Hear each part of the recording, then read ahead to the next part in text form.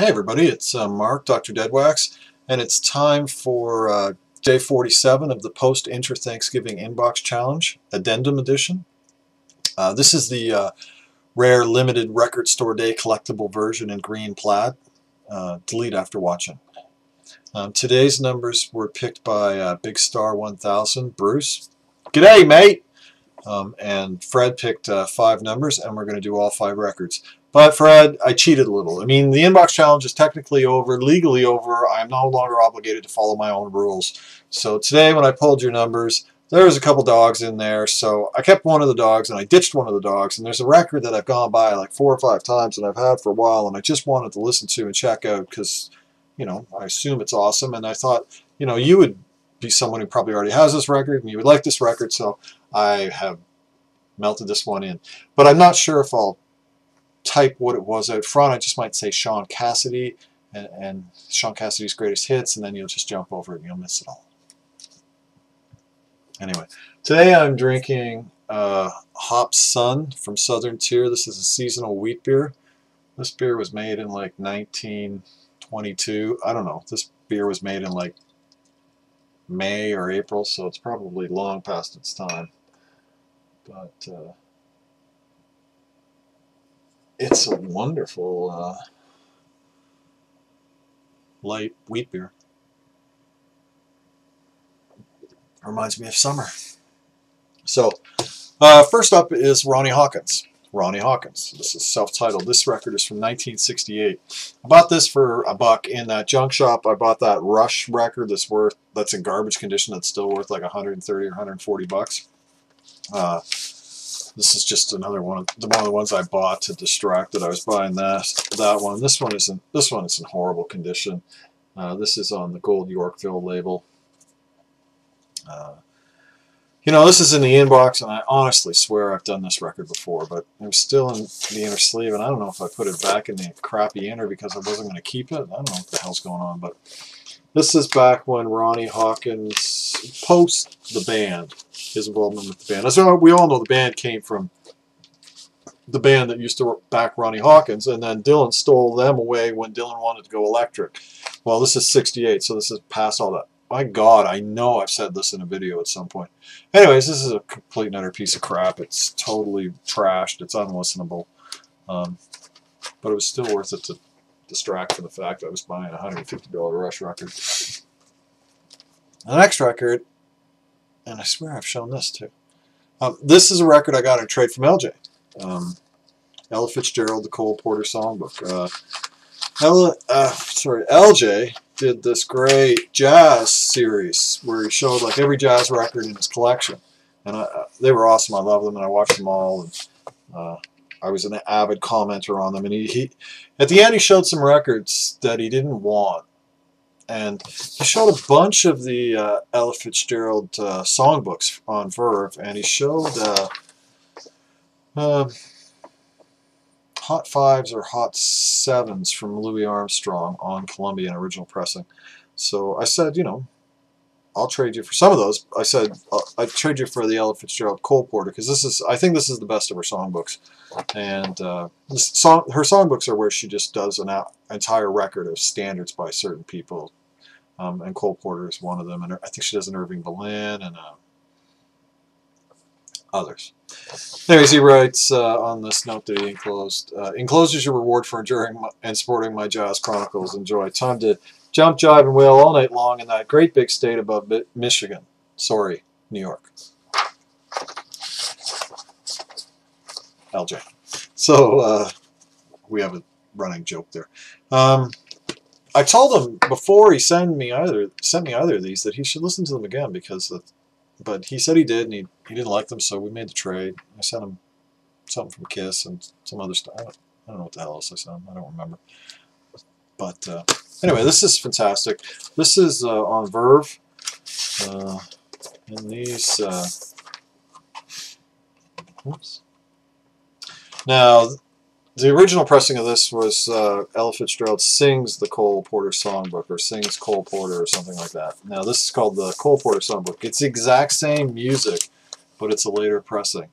And in the Deadwax, on 3 of the 4 sides, it's master disc. So We know that this is a 70s pressing. In fact, we know this is a pressing from 1973 or beyond because it wasn't until 1973 that Masterdisc was spun off of the editing and mastering division of Mercury Records. So we know it's not before 1973. Now, 3 of the 4 sides have Masterdisc plates and the 4th doesn't. So we can assume from there that it's even later in the run because obviously it would have started with 4 Masterdisc plates, but one of them has died and they've obviously had somebody else cut a new plate or pull an old plate from the past from somewhere. Now, going by the catalog number and looking it up, we find out this is a 1976 reissue. So pretty safe to say this is probably like from 1977 or 78 in the actual production run because of the one missing Masterdisc plate. And this is just fantastic. I love her Cole Porter songbook. I think Cole Porter was a very excellent writer of standards, very witty, and she handles his songbook brilliantly. I just love Ella Fitzgerald. I love Billie Holiday too. Billie Holiday's got this kind of smoky, haggard, you know, sad, blue, slightly depressed. You know, she's got this. She covers that end of the emotional spectrum when you're maybe a little down or something and you want to, you know, Billie Holiday handles that. And when you want like kind of upbeat, kind of swinging stuff, Ella Fitzgerald is who I go to for that. She's got a lovely, beautiful, lilting, you know, high energy voice. She can really knock out a tune. She was a hell of a lady. They both were hell of ladies, actually. I admire both of them immensely. Next record, that was Trade from Elgin, right? I said that. And the next record is Malicorne, and this is Almanache, or Almanache in English. And this is a gatefold of their 1976 release. And I got this for $1 in a bin, in a dollar bin at a record show. And I could not buy it. I was hoping it was French-Canadian prog because it's on the Gamma label, Canadian label out of Quebec that I have some prog records on. But ultimately, when I listened to it today and did some research, it's not French-Canadian prog. It's French from France as opposed to French from Quebec. And this is not prog. It's folk music, or some people say it's folk rock. And some people say it's prog folk. I would say this record is pretty close to traditional folk.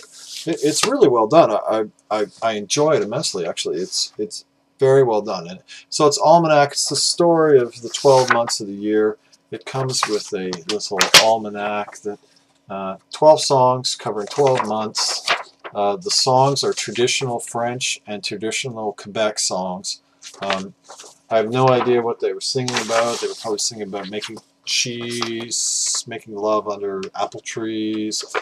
Who knows? But fantastic vocal harmonies, fantastic traditional folk instrument playing. This is just an excellent representation of that. Now, when it says it's folk rock, you know, you might think of maybe Bruce Cockburn, Tracy Chapman, Indigo Girls, that kind. It's not that kind of folk rock at all. It's a lot more traditional.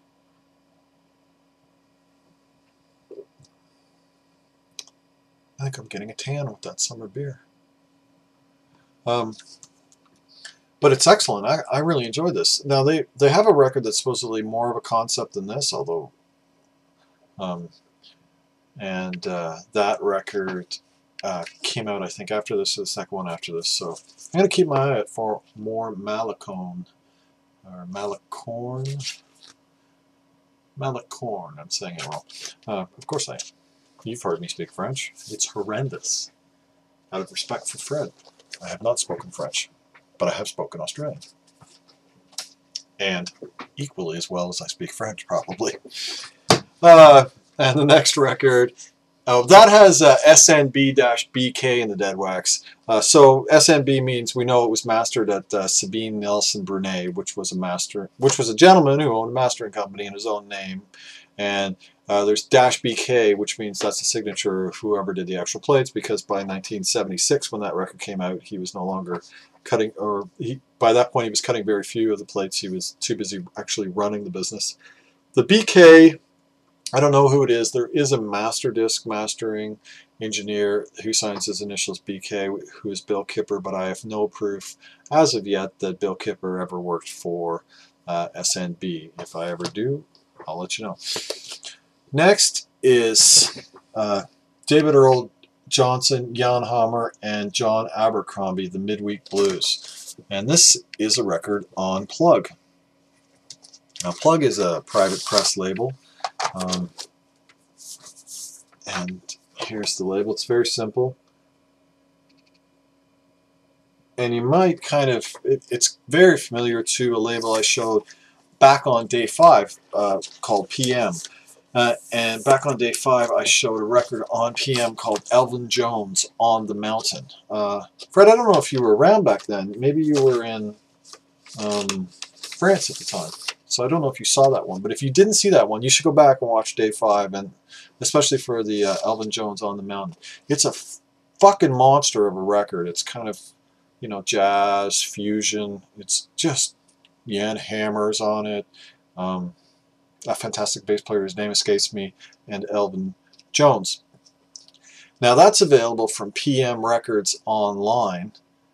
Still, original pressings for 15 bucks. I talked about it in that video. If you poke around the website, you'll find a link to Plug, because it's the same people. This is another one of their private labels. And also on the website for 15 bucks is this record, an original pressing, still sealed, from 1983. And so this is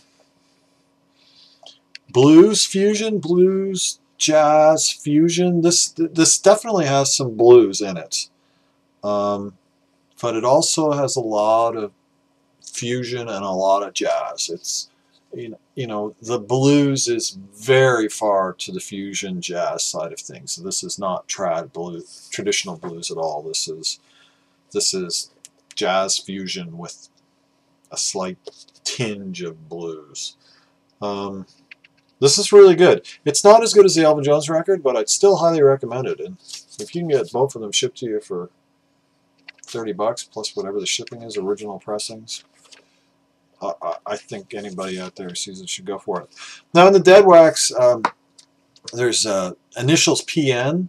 That is probably the person who did the mastering, and then MCL is probably the company where that took place. And I can't find any information about who either of those were, so that's on my to find out list.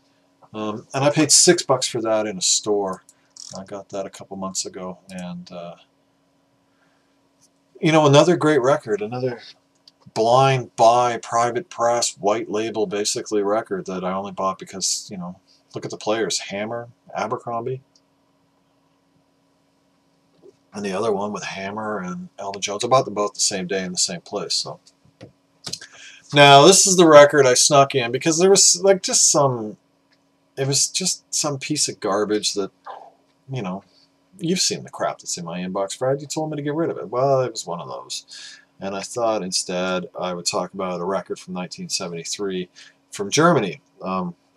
It's a record that has kind of jazz and fusion elements to it. This is Dzyan, Dzyan, I don't know how the fuck to say it.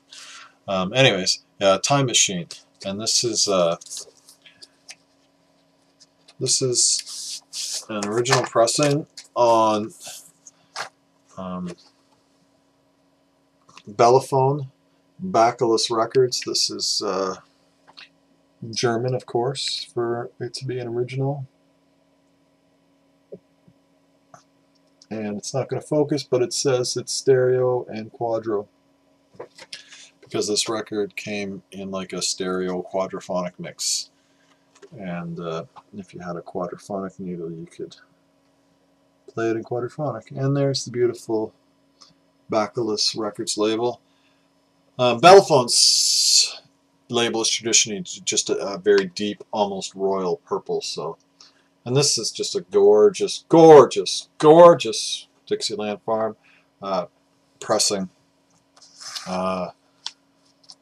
and just completely near mint. It's got a couple little stray ticks and pops in it, and you know, you just really could not ask for more. And what fantastic music! I bought this record. I put it like in a safe search on eBay because somebody had shown it in a series. Anyways, Chris showed it, and back when he was somebody else, when he was astral traveling, and he showed this record, and I think he showed Electric Silence, is that what it's called, as well, and he recommended them, and he said they were good, and I went out onto YouTube and I listened to like a 1-minute snippet of something, and I was like, yeah, that's really cool. And I went and I looked online, and you could get these Leaf Hound, I think it's Leaf Hound reissues, and some people were paying like $45 bucks for these Leaf Hound reissues of this record. The cheapest I was seeing them at the time was 30 bucks, and I was like, I'm not paying 30 bucks for no digital reissue. So I put a safe search on eBay, and they come up all the time, and they typically sell for 80, 90, or 100 bucks. But I got this one day for I think it was 73. Anyways, it was like 78 bucks delivered. So I couldn't argue with that for a record that was in this condition. And the seller had an amazing reputation, and his feedback was awesome. Lots of comments on how the guy, you know, knew how to grade and stuff. So I always find those are helpful. If you leave comments for sellers, you should leave comments about, you know, do they have a fucking clue about how to actually grade a record? And this record was graded like VG++, and this is like pure near mint all the way. And the music on this, there's one song on side 2 called Time Machine, and on the first side there's 3 songs. And one of them, Cabas Rain, is, yeah, that's just a horrible assignation of the word. But anyways, it's kind of Indian in influence. It's just wonderful. And Magica's a little bit more almost free, slightly free. Light Shining Out of Darkness would probably be the most conventional of the songs. And then Time Machine is like this 18-minute long kind of prog fusion exploration. This is great music. It's, you know, I think this is defined as krautrock. I just suck at figuring out what the hell these holes this shit fits into. This is just great. It's jazz, it's fusion, and it's rock. It's very little rock. It's more jazz fusion, slightly world ethno. This is killer. This is good. I really enjoyed it. I'm looking for the rest of their records, and hopefully I'll be able to pick up some more original pressings at half decent prices. This is a classic example of reissues killing the value of a record.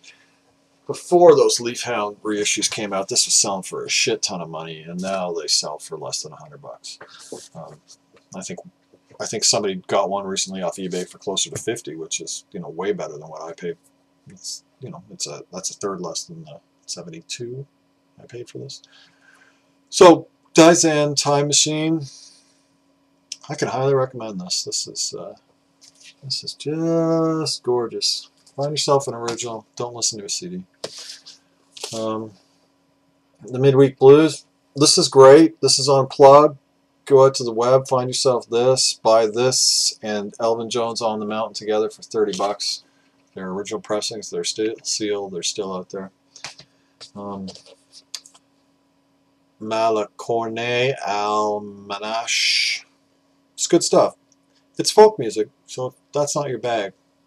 But if it is, and you don't need to know what they're saying, or you speak French. There's people out there in the world that actually speak French and understand it, as opposed to massacre it. Earle Fitzgerald, this Cole Porter Songbook, fantastic. Ronnie Hawkins, killer bad. Terrible. That's it, everybody. Have a great day. Keep the record spinning.